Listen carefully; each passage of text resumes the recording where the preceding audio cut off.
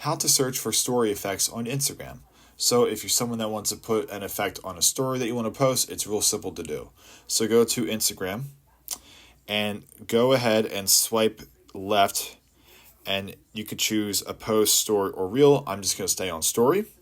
And what you can do is go through and at the very bottom, swipe left and scroll through some of these filters that Instagram has built in. But what you can do is keep scrolling all the way to the left until you can't anymore, and you should have a magnifying glass here. Go ahead and click that. It says Browse Effects.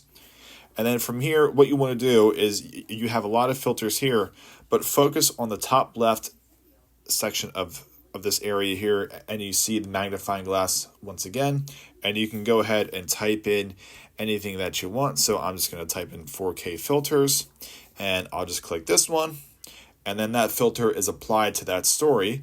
And you can keep going through and keep adding and keep doing what you want, but then you can just go back to your story. It automatically loads here where the preloaded filters and effects are. And that's it. It's very simple to do. And that's how you would go about searching for story effects on Instagram. And to note, if you don't have the latest version of Instagram, you might not have that magnifying glass in this part of your filters.